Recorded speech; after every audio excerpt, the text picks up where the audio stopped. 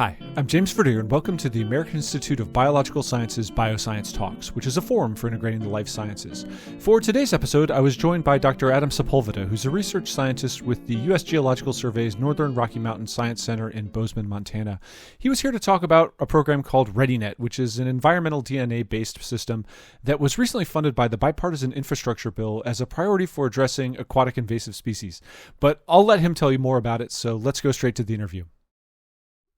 Thank you very much for joining me today. Thanks, James. Happy to be here and excited to share some information about our science.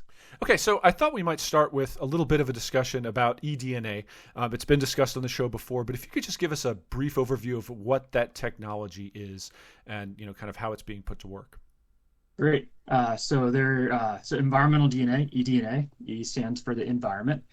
It is a mixture of intracellular and extracellular DNA produced by organisms, and this could be bacteria, this could be fish, this could be frogs. So any kind of organism is producing that DNA, and they're releasing it into the environment. So I'm an aquatic ecologist, so I often think about environmental DNA in rivers, streams, and lakes. So the way I like to imagine it or describe it is a fish kind of releasing slime, mucus, feces that get into the water column. And that DNA is then kind of either floating or in suspension in that water column. So that's environmental DNA. And then there is actually the technique of environmental DNA. So that's how we actually sample and collect that floating or suspended DNA in the water. So that is a way of gathering that DNA into a water sample. At my lab, we often use filters to concentrate that DNA. Other groups use different mechanisms to collect and concentrate that DNA. So we collect it, we concentrate it, and then we use PCR techniques to try to amplify that DNA so that it gets to an amount or an abundance that we can visualize and count and correctly associate with specific taxa or specific species. So in this setting, it's kind of giving you an idea of what's in the water. Yeah, or more, the important nuance there is what DNA is in the water. Right. We know that it is possible for whether it's if you think about a river that obviously flows downstream, there could be a fish species kilometers upstream that releases DNA, and that DNA floats downstream, and we collect that DNA downstream, even though that species is not present at that site, or oftentimes it could be DNA that's transferred by things like birds. So if a bird eats a fish in a different lake and then flies over, and it could drop DNA from a different fish into that river via feces. So the important distinction here is it's DNA that's present at that site, which is not always one and the same as a species being present at that site. So we use that information to infer species presence, but not necessarily to say species are present. So it's an indirect inference. Okay, that makes sense. Let's talk a little bit about READI-Net and how it deploys this technology. How does that approach, kind of put this to work? Yeah, great. Maybe I'll just start off by saying, what is READI-Net? That's a good place. So this is a U.S. Geological Survey program that is being developed to support a larger Department of Interior initiative to really bolster our ability for early detection of things like aquatic invasive species. And so the READI-Net program is focused on developing workflows that try to fully take advantage of automated technologies in environmental DNA. And so what READI-Net stands for is Rapid eDNA Assessment and Deployment Initiative and Network. And what we're trying to do here is recognize that anything, including environmental DNA, is really hard to capture if it's rare in the environment. So if we have a new invasive species that hasn't been in a lake or reservoir or river that long, then that means it hasn't produced that much DNA into the river, that much environmental DNA. And so we need to come up with these technologies that are able to sample more consistently across time, and technologies that we can get into many different locations. That way we're better able to find the needle in the haystack. And robots are what we call auto samplers. They're kind of used as synonyms right now. since the auto samplers take advantage of robotic technologies. Um, so these robots allow us to be out in the field at times, when it's not safe for us to be in the field, or at times when we'd rather be doing other things, like maybe going out and trying to collect fish samples. So we can have these robots sampling and really trying to maximize the amount of information we're learning. And so the READI-Net program is trying to develop these technologies. And by develop, I think maybe a better word is optimize. These technologies have been in existence for a while, but they have really been intended for research and development purposes. They have not been optimized for application implementation. So in other words, they're not easy to use. Right. And Yeah. I'd like to jump back and talk about the history of ReadyNet in just a moment. But before we do that, since you mentioned them, let's talk a little bit about the robots. When I think of a robot, I'm thinking of R2D2 or something like that. These are obviously quite different from that. So what are the robots like that you're using to sample water sources? Yeah, a great question. So there's a handful of different NGOs and private companies that have already developed or are developing these robotic auto samplers for environmental DNA. The group that we have been working with is Monterey Bay Aquarium Research Institute and BARI. But my program has also been working with other groups like Smith and Root, who have also developed some of these auto sampling technologies. But in its kind of simplest way to describe it, kind of based on what the Monterey Bay group has done and BARI, they call it a lab in a can. So you can kind of picture a large 50-gallon oil drum, and inside that oil drum is a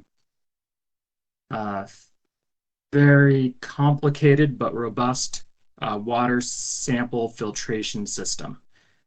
So it is bringing water in from the ocean, from the lake, from a river, bringing it inside of this can.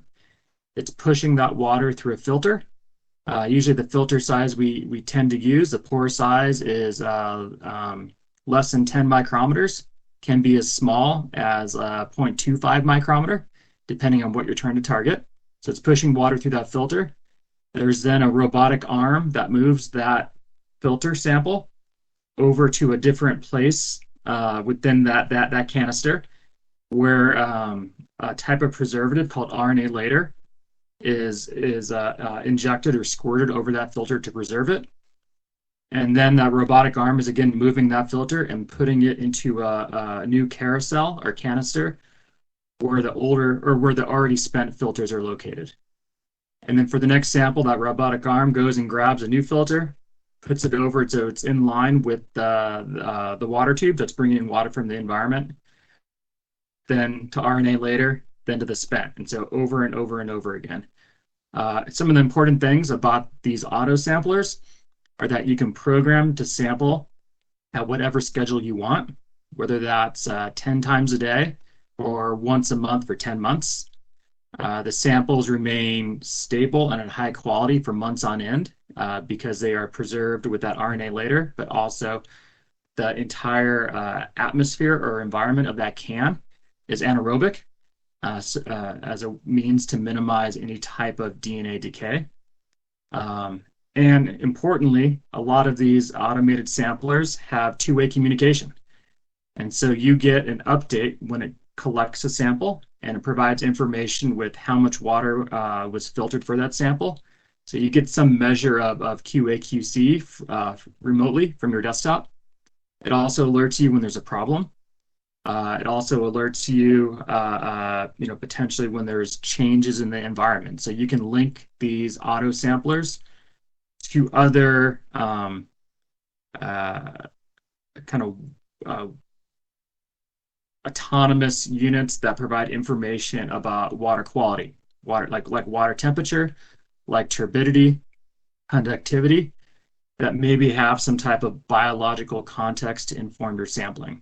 Or maybe you're just telling you, hey, it's raining and it's really turbid, you're not going to be able to sample much. Or if your target that you're looking for, maybe it's something like E. coli, hey, this is a good time to sample because all of a sudden it's raining and it's washing a lot of that E. coli from the local sewers and streets into the river. And so that may be an appropriate time to sample.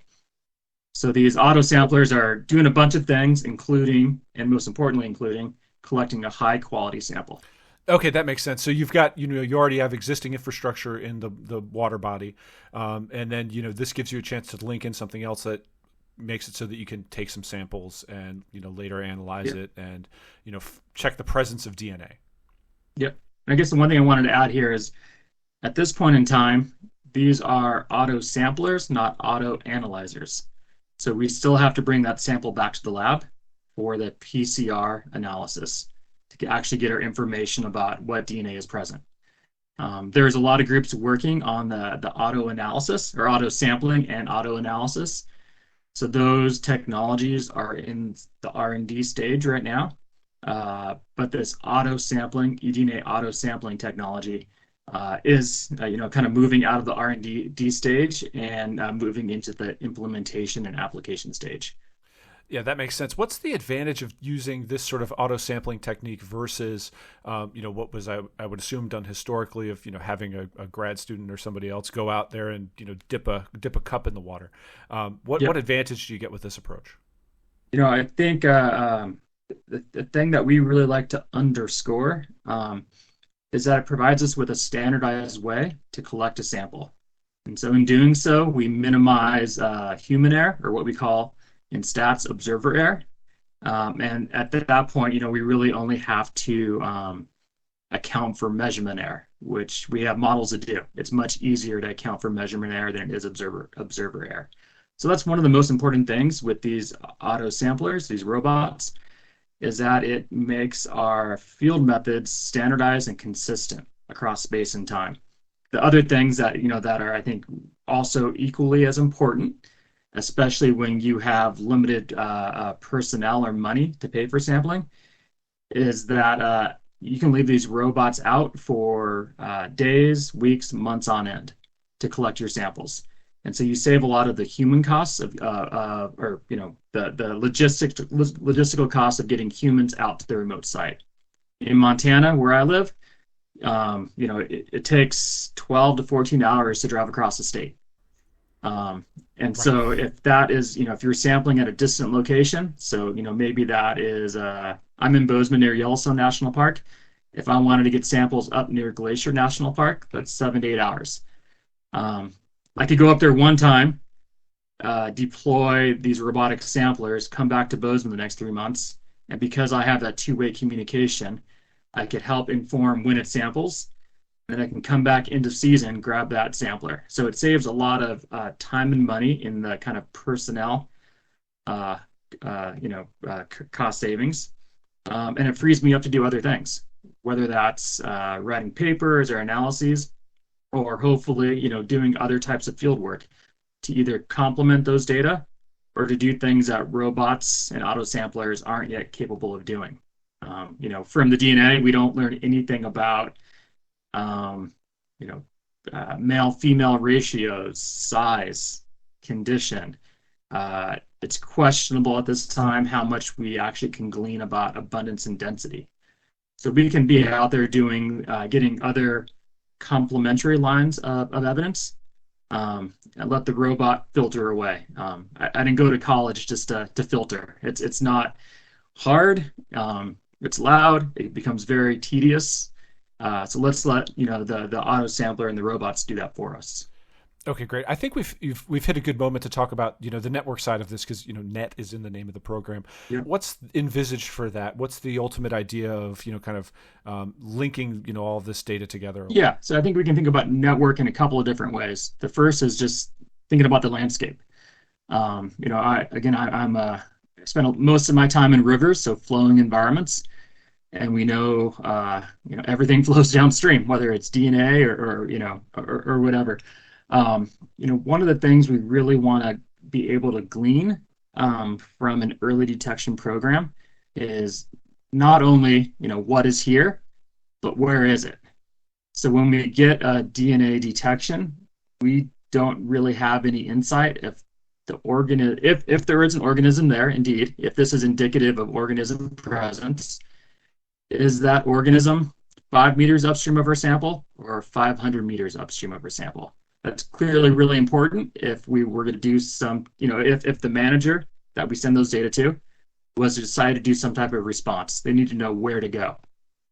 And so by linking these auto samplers in a network fashion, and here that means, this is a hypothetical, but having them maybe at 200-meter distances or 500-meter distances, we can take some of that eDNA data results about when we get our detection and where we get our detection, link that to models to help infer where is a likely source that produced that DNA.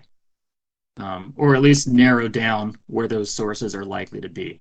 And then we can provide information to managers of where they should go out and start to do, these more kind of visual-based survey efforts. So in fisheries, maybe that means backpack electrofishing or netting.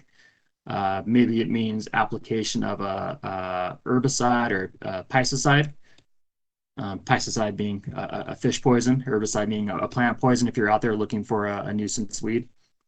So if we were able to put them out in a network fashion, we help to ensure that we are not undersampling, we don't have gaps, and we get information to help inform where that DNA production source is more likely to be.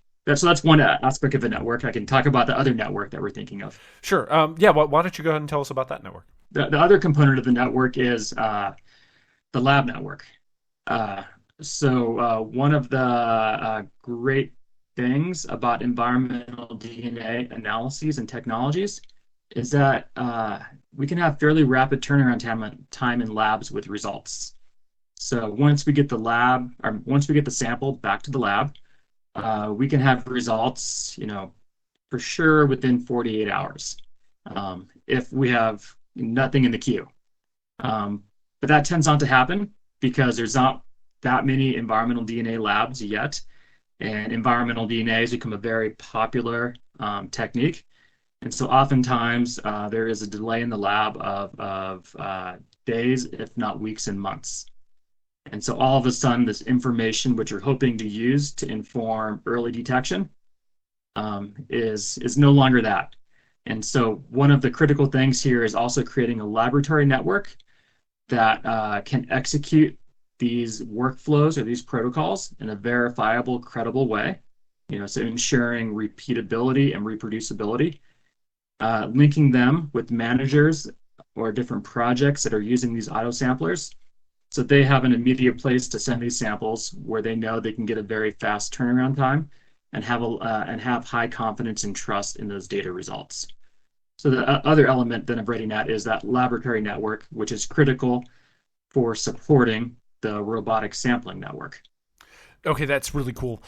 Let's chat now and maybe walk through a hypothetical example of, having discussed all of the various parts that are going into this, in a real world practical sense, what might it look like, from the deployment to detection to, perhaps a management response, not necessarily anything that's happened already, but, as these parts are kind of put together and put to work, what kind of results are we looking to see? Great. Great question. I'll say that the first step for any of this, before we deploy a robot or these auto samplers into the environment, is a communication plan. So we want to make sure that, if USGS is the scientific group helping out with the research, that we are talking to the appropriate jurisdictional authorities. So in that case, if we're talking here in the state of Montana, that would be a group like Montana Fish, Wildlife, and Parks, who has jurisdictional authority over streams and rivers and lakes in the state. So we want to make sure we have them on board and informed, and also any other critical stakeholders and partners, so that everyone is aware of what's going to happen.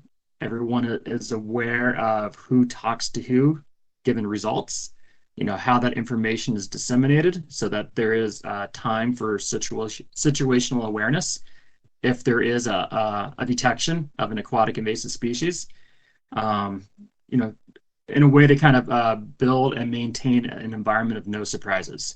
So that's the first step in all this.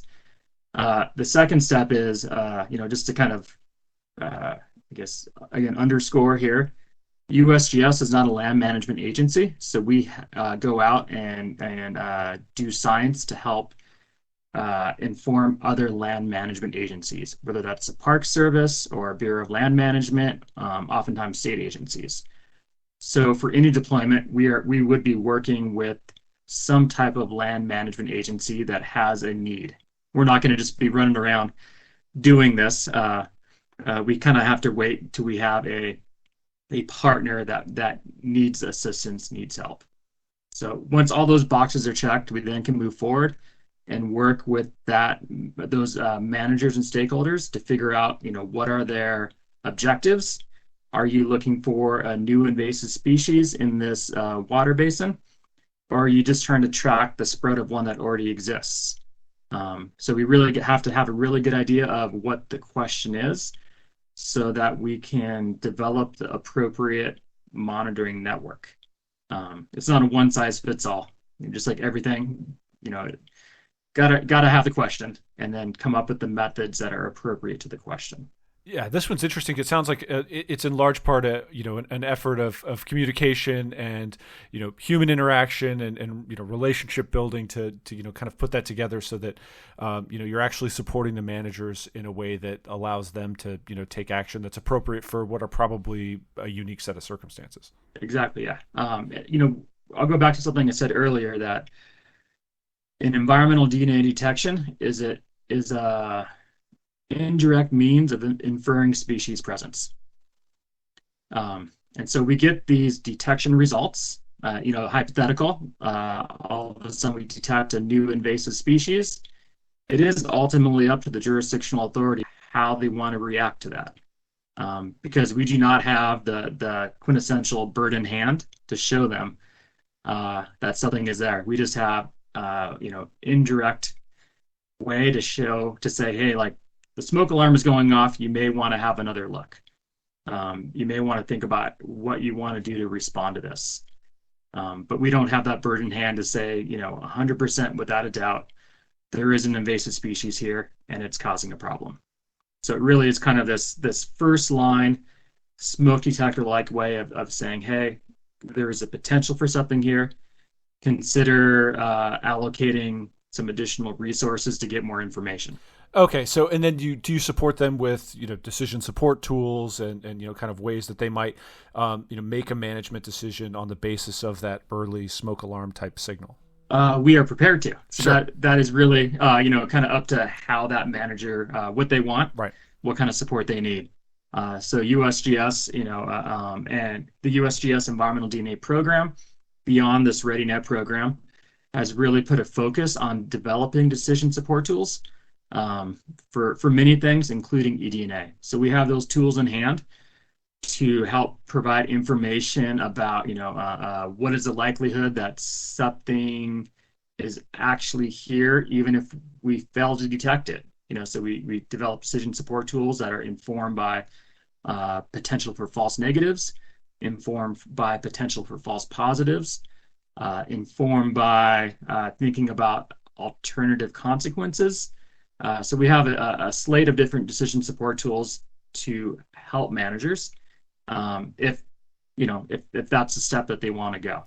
Okay, and so let's say for instance that you detect something that's in a place where you would not historically have seen it, or you wouldn't want it to be because it's Sure. invasive for whatever reason, and you pass this information along to the managers. Is there a benefit for that being an early detection event, and then what kinds of things can they do to address it? For me, at least, when I think about invasive species, a lot of times it seems like inevitability, and I think that's just pure ignorance on my part of not knowing what kinds of things people might do. But what sorts of actions are then available once you find something again where it shouldn't be? Yeah, great question. So the actions that are the tools that managers have are, as you say, very limited. We seldom have silver bullets to get rid of something once it exists. A great example of that would be the invasive lake trout in Yellowstone Lake that have been a problem since I think the late 80s. And they have tried many different things to reduce lake trout populations, and they've been successful, but it's likely they will never bring them down to zero. And that's the case for many invasive species. We have a lot of tools. I'm sorry, we have few tools. Those tools we tend to have aren't great at eradication, so bringing it to zero, but they can help bring the numbers down to minimize the impact. But what I think, one of the popular and useful mantras in invasive species management is prevention is containment and containment is prevention. So one of the things that managers try to do is to prevent an introduction if at all possible. But if you have an introduction, then you want to try to minimize its spread over the landscape to new waters. So you can institute containment actions.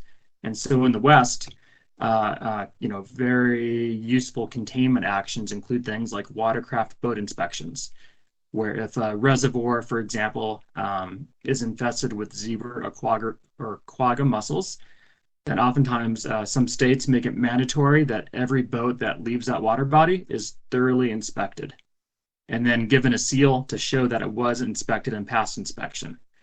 And so by doing that containment action, they are minimizing the potential for that invasive to spread to new waters. And so that's one of the things that managers could consider, if there is an environmental DNA early detection, and especially if they're able to follow that up with an actual visual confirmation, yet they don't have an effective eradication tool, a tenable option would be for them to consider containment. So, maybe we can't do much about this water body, but we can sure do a lot to help other water bodies from having this invasive. That's great, and I think gives us a great overview of both the technology, how it can be deployed, and then its ultimate value for managers and others. Let's talk a little bit just to close it out. About what is next for the program. Where are you in the rollout right now? What are you looking forward to? I think you've already discussed with the laboratory network some of that potential. But what should we keep an eye out for coming up? Right now we are transitioning we're very focused on making auto samplers cheaper, easier to use, and robust. So I think, as I said at the beginning of the interview, this is not new technology. So we've been working with Monterey Bay Aquarium Research Institute, and they have been using this auto sampling eDNA-like technology in the ocean, and the deep ocean at that, for 25 plus years. But it's very complicated. The robots that they have been using in the deep ocean weigh hundreds of pounds and have to be moved around with boatside cranes. And they require very specific expert knowledge to use and to fix if they break. And so we've been working with the Monterey group and Bari to try to make these robots ready for implementation and application. So to us, that means folks like you and I need to be able to use them without help from expert computer and electrical and robotic engineers. So we need to be able to use them. If they break, we need to be able to fix them with off-shelf parts that we can purchase through Amazon or wherever, instead of things that require customized 3D printing. We need to make them much cheaper. Because one of the tricks here is being able to get them in that network fashion, which means we need a lot of them. So we need to decrease the price point, and we need to find ways to get managers interested and excited about them to implement them into their programs. So that's where a lot of our current focus here is kind of moving that technology from R&D to application. And so, Monterey Bay has made a lot of success on refinements to their sampler. They've gone from something that they've been using in the ocean that was a couple of 100 pounds in a 50-gallon drum to a unit that is about the size of carry-on luggage that will hopefully be, closer to 100 pounds, if not lighter, and has a graphic user interface that you can access through your phone or through a tablet to do all the programming. It doesn't require any fancy coding. So that's where a lot of the emphasis is right now is uh, really trying to make these robots cheaper, easier, and very robust. No, that's really cool, and I definitely appreciate the detail. Thank you very much for joining me today. I've learned a lot about this, and I'll also link to our link for our listeners so that they can learn more as well. I appreciate your time. Thank you. Yeah, thank you. And that concludes this episode of Bioscience Talks. Just a reminder, the journal Bioscience is published by Oxford University Press on behalf of the American Institute of Biological Sciences and is made possible by the support of our members and donors. Thank you, and talk to you next time.